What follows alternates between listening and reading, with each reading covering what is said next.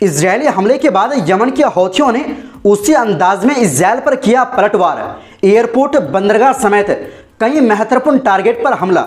अगली खबर में आपको बताएंगे कतर में हमास और इजरायल के बीच सीज फायर की पहली राउंड बातचीत बेनतीजा, लेकिन उम्मीद बाकी। साथ में आपको बताएंगे ब्रिक्स सम्मेलन में ब्राजील के राष्ट्रपति लुला की ललकार। गाजा में इजरायल कर रहा नरसंहार, अब चुप रहना गुनाह है। और इसी के साथ हथियारों के बल पर इजरायली कट्टरपंथियों ने अल अक्सा मस्जिद के पास जबरदस्ती कब्जाया फिलिस्तीनी घर। पुलिस की मौजूदगी में मनाया जश्न। तो बिना समय गंवाए खबरों की शुरुआत करते हैं।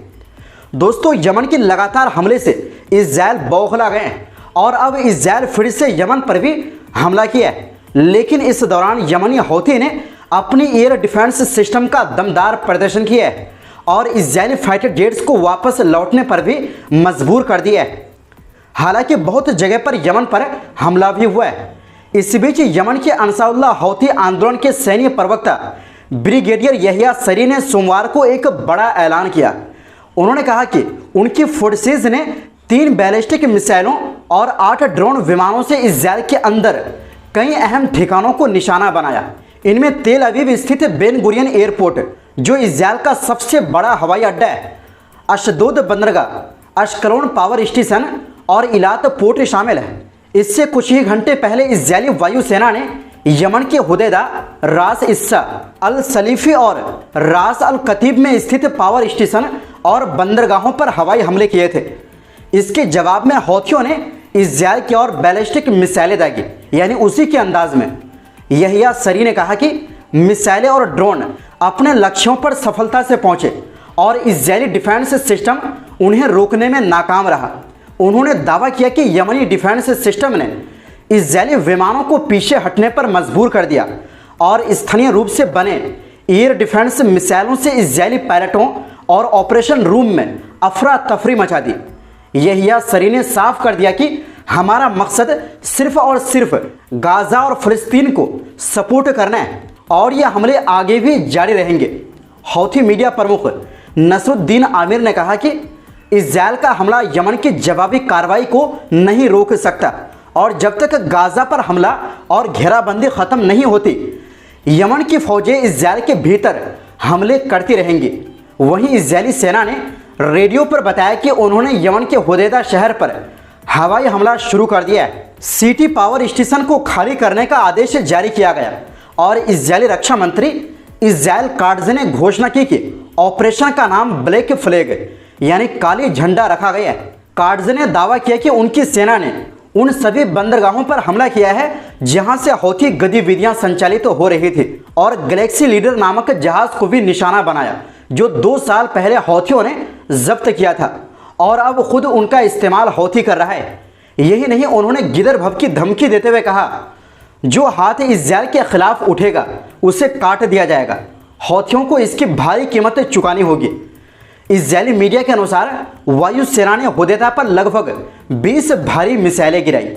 वहीं दूसरी ओर दोस्तों, कतर की राजधानी दोहा में चल रही हमास और इजरायल के बीच युद्ध विराम यानी सीज फायर की बातचीत का पहला दौर किसी नतीजा पर नहीं पहुंच पाया है। ये जानकारी 2 फिलिस्तीनी सूत्रों ने राइटर्स को सोमवार तड़के दी। इन सूत्रों ने बताया कि इजरायल की जो टीम बातचीत के लिए आई थी, उसके पास ऐसा कोई पक्का अधिकार नहीं था कि वो हमास के साथ कोई समझौता कर सके।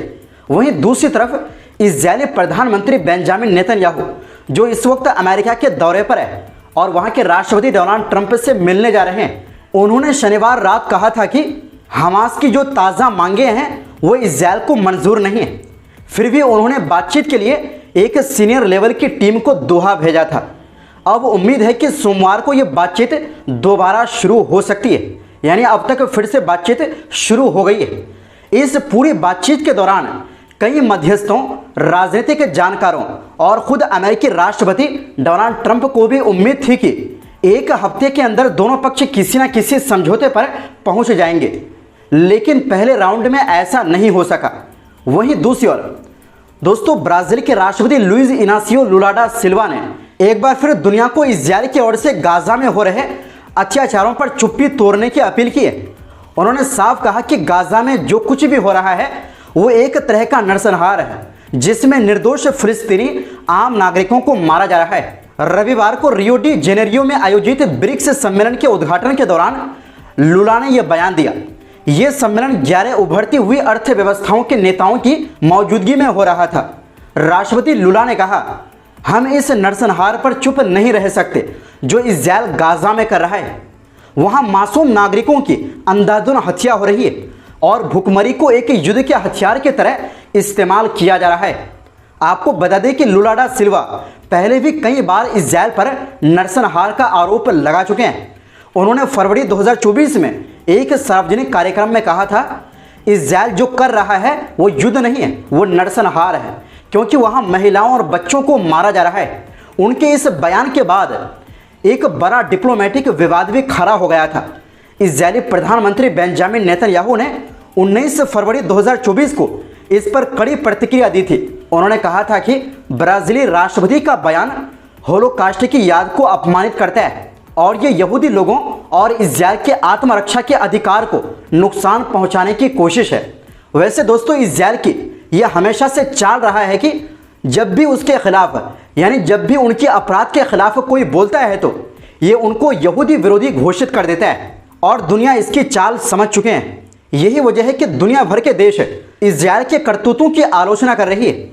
वहीं दूसरी ओर दोस्तों, फिलिस्तीन की यरूशलेम गवर्नरेट ने सोमवार को बताया कि यहूदियों के एक समूह ने यरूशलेम के पुराने शहर यानी ओल्ड सिटी में स्थित एक फिलिस्तीनी घर में ज़बरदस्ती घुसपैठ की। ये घर हौश अल जुर्बा इलाके में स्थित है।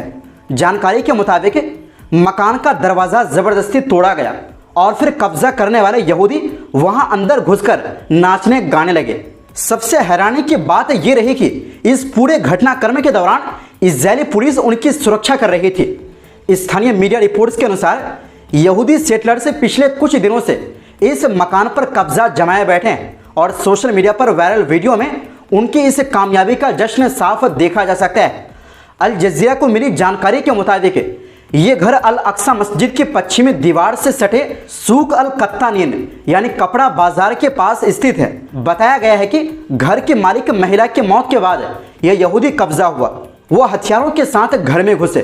कानूनी विशेषज्ञों का कहना है कि पुराने शहर में इज़रायली कब्जे की बढ़ती घटनाएं उसी योजना का हिस्सा है जिसमें फिलिस्तीनियों की प्रॉपर्टी को कानूनी कमजोरियों, वारिसों की गैर मौजूदगी या अंदरूनी मिलीभगत के जरिए हथियाया जा रहा है। दोस्तों, 1967 के बाद से अब तक इज़रायली सरकार पुराने यरूशलेम शहर में 70 से ज़्यादा अवैध बस्तियां बना चुकी है। मकसद है फिलिस्तीनियों को धीरे धीरे पुरानी यरूशलेम से निकाल देना और उनकी जगह ज़्यादा से ज़्यादा यहूदी बस्तीकारों को बसाना। इस मामले पर अल अक्सा मस्जिद के खतीब और इस्लामी कमेटी के प्रमुख शेख अकरमा सबरी ने कहा कि फिलिस्तीनियों की प्रॉपर्टी को कब्जे और बिक्री से बचाने का सबसे अच्छा तरीका है वक्फ़े जर्री यानी प्रॉपर्टी को वक्फ कर देना ताकि वो आने वाली नस्लों या किसी नेक काम के लिए सुरक्षित रहे। तो दोस्तों, फिलहाल के लिए इस रिपोर्ट में बस इतना ही। आपसे गुजारिश है हमारी सपोर्ट के लिए हमारे इस नए चैनल को सब्सक्राइब ज़रूर करें, क्योंकि आपकी सपोर्ट ही हमारी ताकत है। बहुत बहुत शुक्रिया। खुदा हाफिज़।